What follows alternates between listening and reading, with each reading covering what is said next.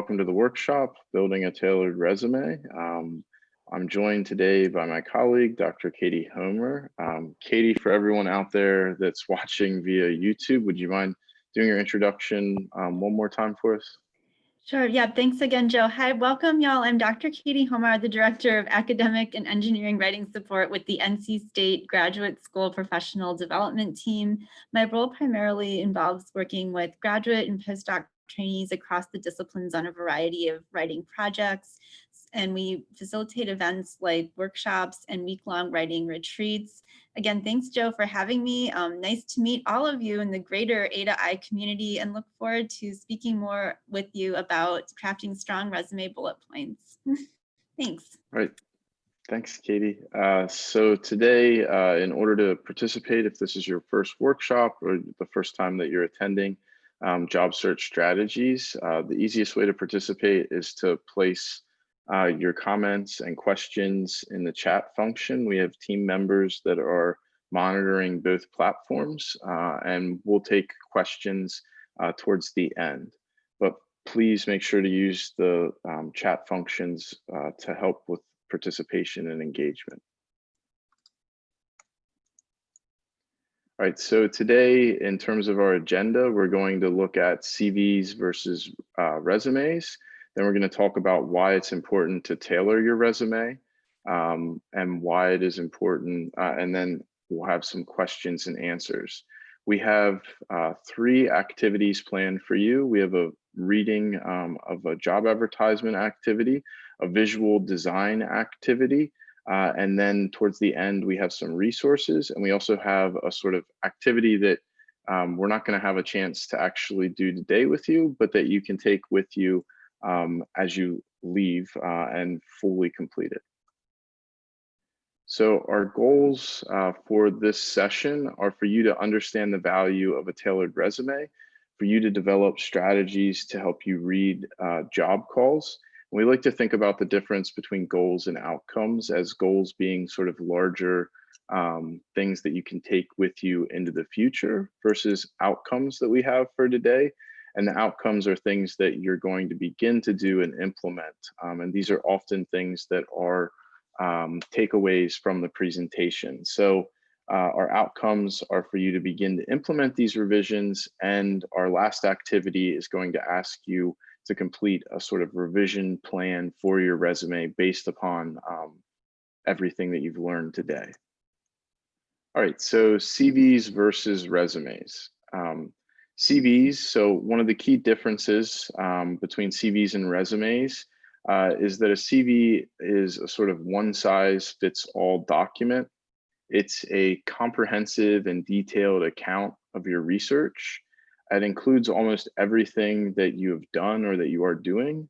And it's appropriate for academic and research-heavy positions. So I often get questions from PhDs, master's students that are thinking about transitioning into industry, whether it's appropriate to send a CV or if they should send a resume.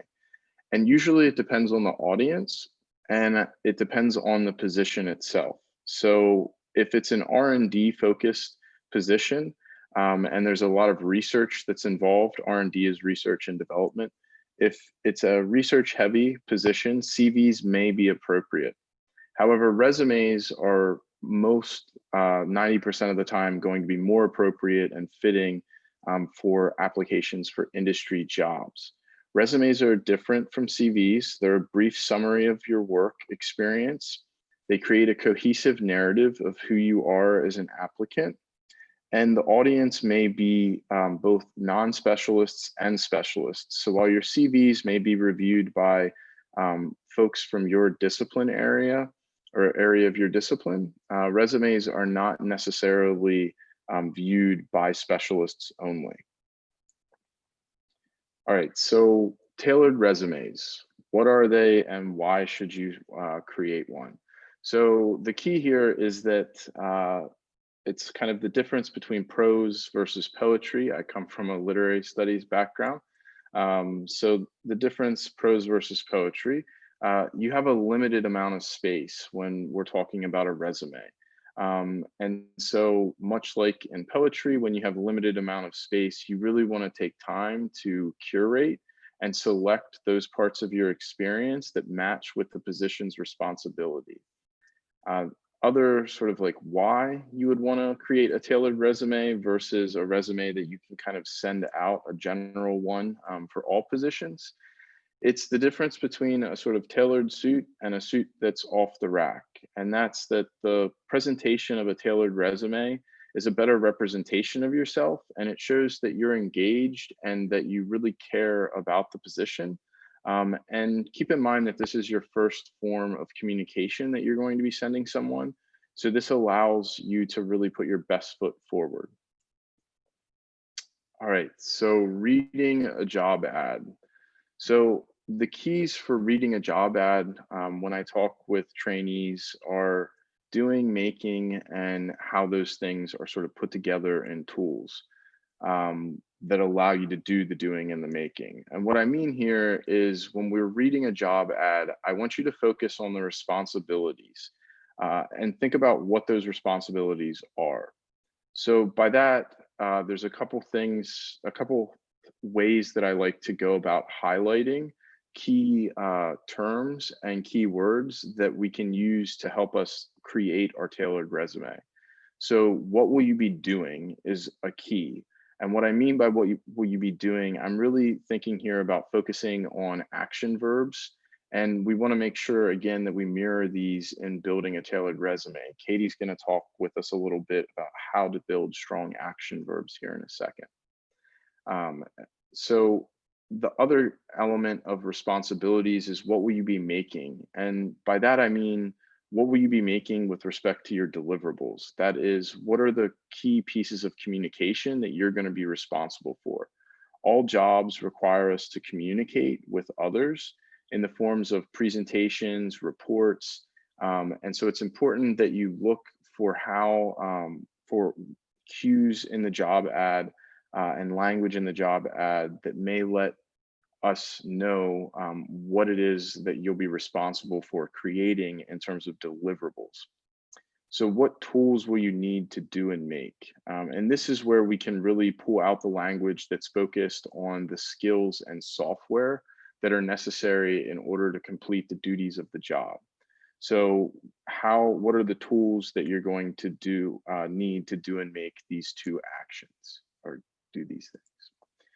All right, so reading the ad, building and curating. The first thing that we want to do as we're reading the job ad is for you to highlight key terms, and that's the action verbs and the nouns.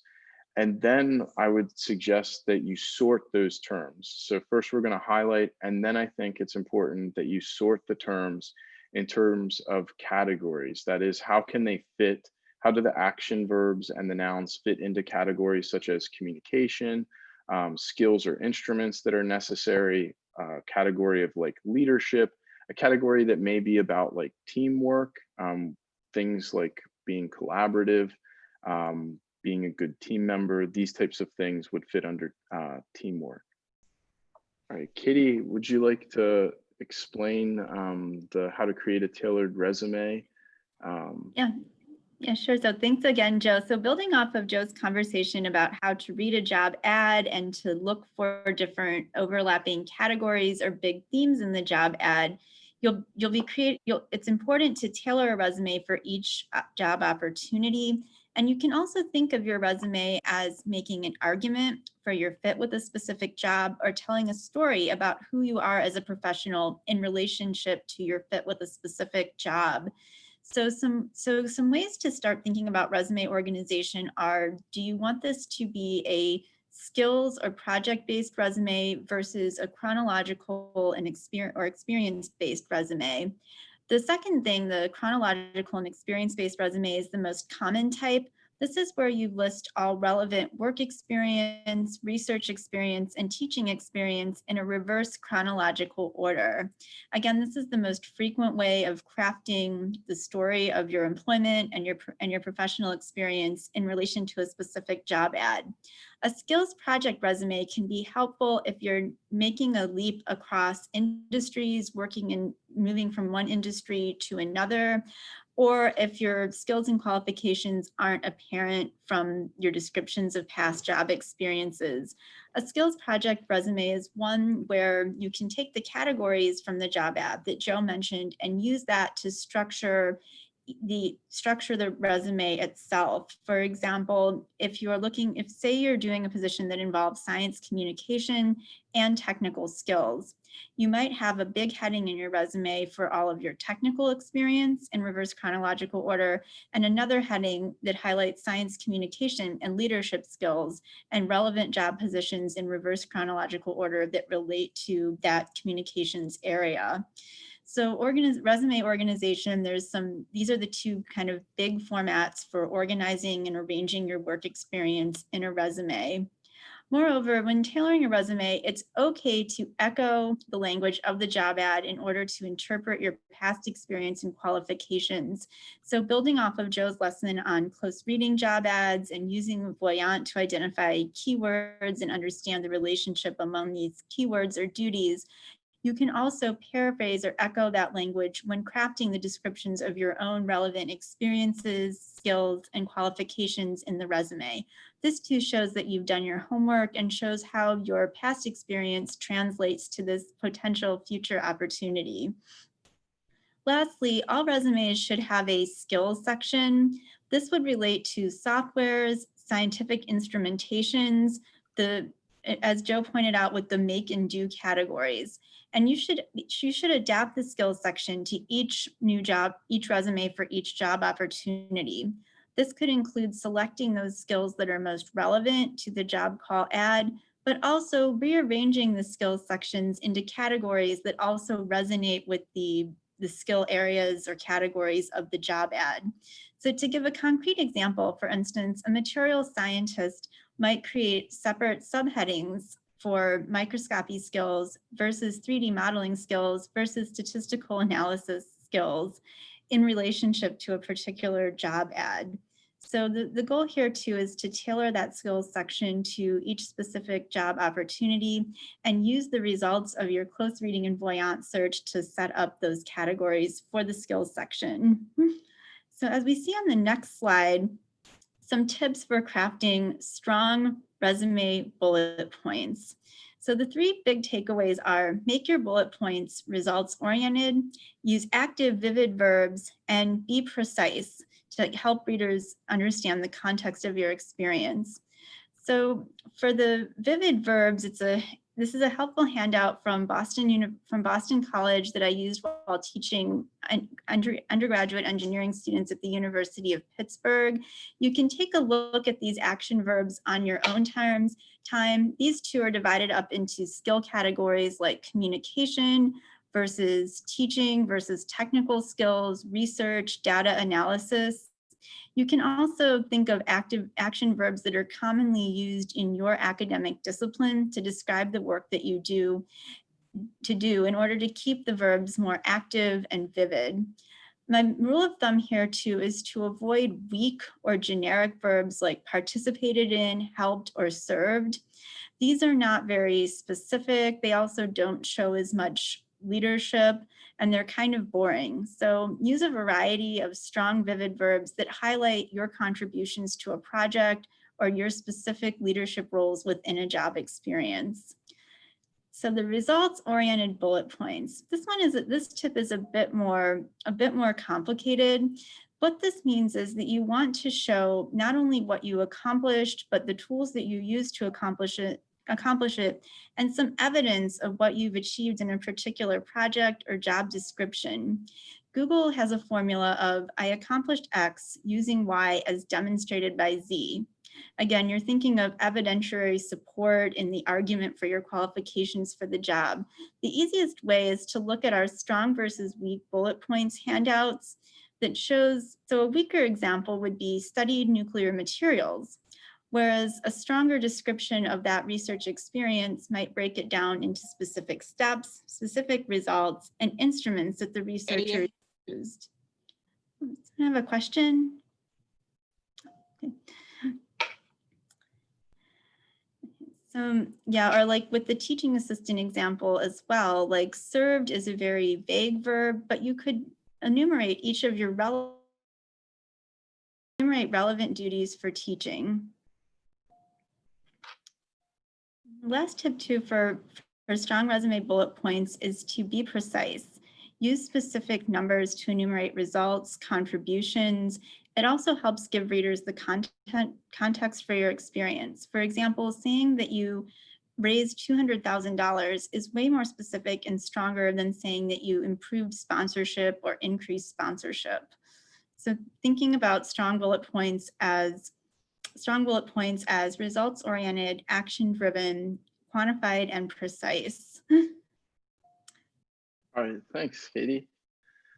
So one thing that I wanted to sort of talk about is that when we create resumes, in terms of the verbs and this results-oriented focus, we want to really be precise and create context through quantifying things. So if you have an award, make sure that you explain the award and that you explain it in a way that provides context for the reader. So if there were only 4 awards that were given, make sure that you say one of 4 awards. You can also use dollar amounts to indicate the size and prestige of the award as well.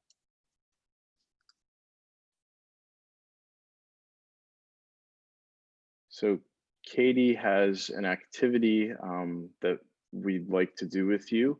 And so what we'd like you to do is to choose a section of your own resume and to rewrite a bullet point based upon the sort of strong action verbs that we talked about and the results oriented version, as well as making it more precise.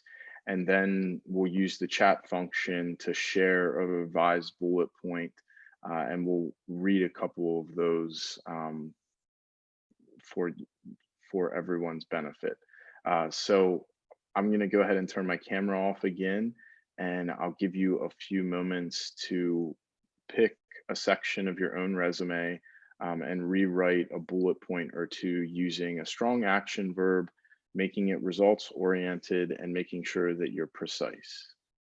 Moving on, visual design and why. So it's important when we talk about designing a tailor-made resume that we think about visual design, and that's because it grabs the audience's attention, and it's the first time that you're allowed to demonstrate your communication skills. And so we really want to flex those communication skills, right?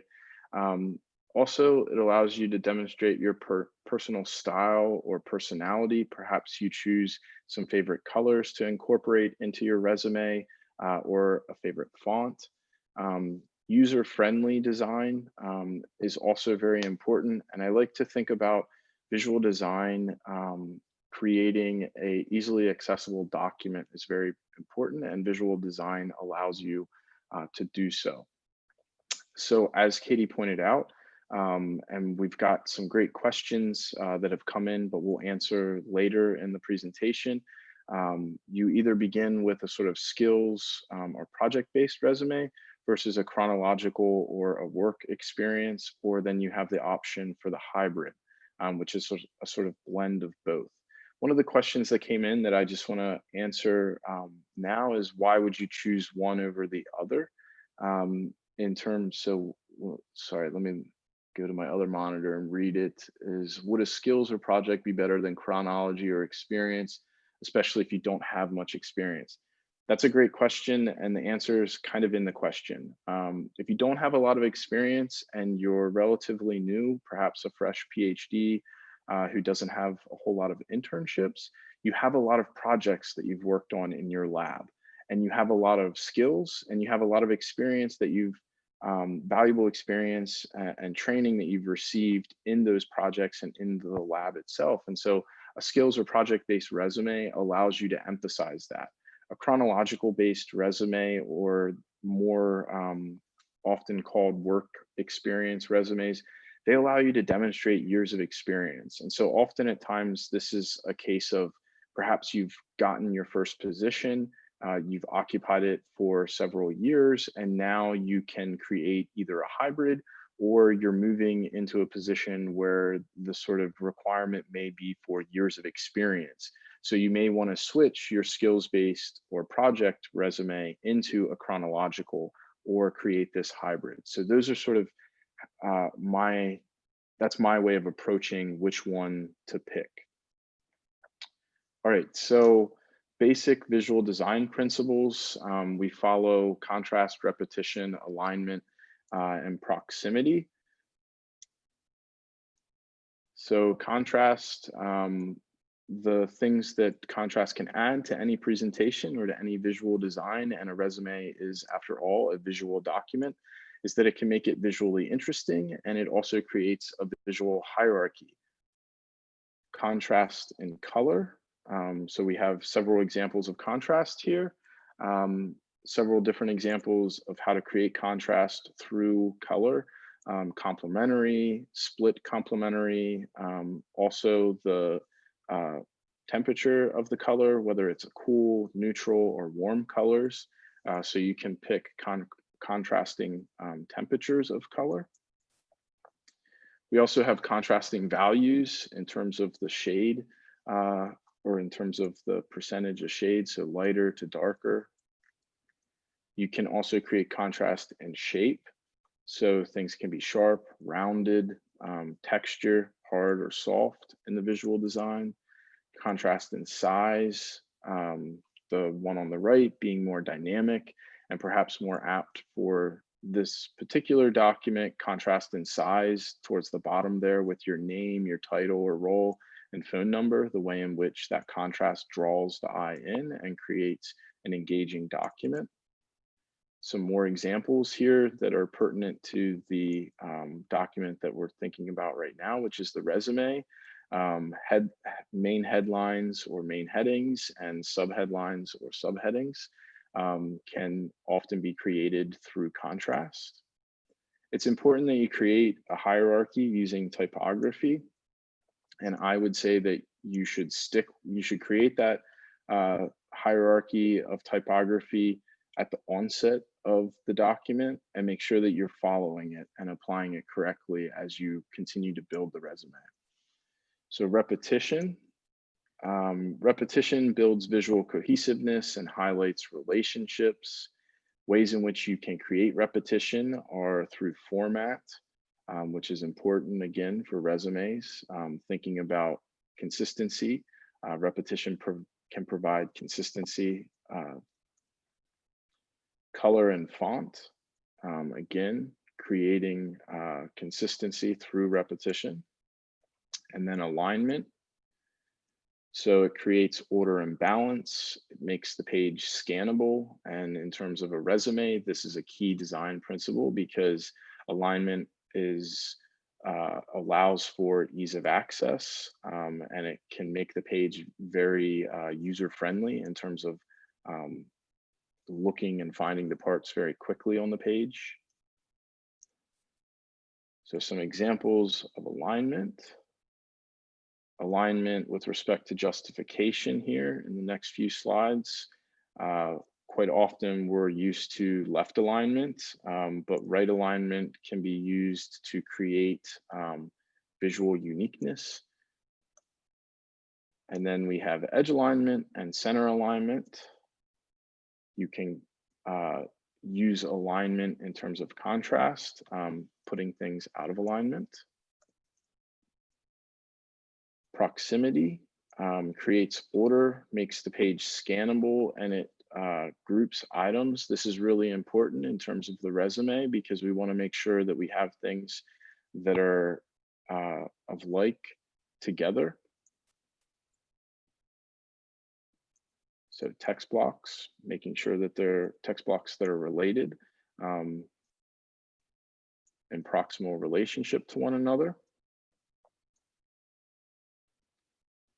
And these are all of the resources. Again, we're going to provide the presentation itself. And these are all of the resources that you can look at during your spare time. But we have resources for the resume, There's a variety of them. There's also the tutorial for Voyant tools. But I'd like to move now into our question and answer. Thank you very much, everyone. I really appreciate you all sticking with us. I know that the technology did not cooperate whatsoever today, but on behalf of Katie and myself, I want to thank you all, and we really appreciate all of your questions and your engagement with the presentation. And we'll make sure that all of this is accessible to everyone that was in attendance and that is going to watch this asynchronously. Katie? That was nice. Yeah, it was nice to meet y'all. Thanks for your patience with the technology as we navigate Zoom together. We did get a question too about options for like follow-up questions about resumes and advising from the professional development team. Again, in the follow-up emails, we will include information on how to get in touch with our team members if you have specific questions or follow-up questions about your resumes. Yeah, we can chat via Zoom or via email. Again, great to meet you. And thanks, Joe, for having us. Yes, thanks everyone, and have a great afternoon.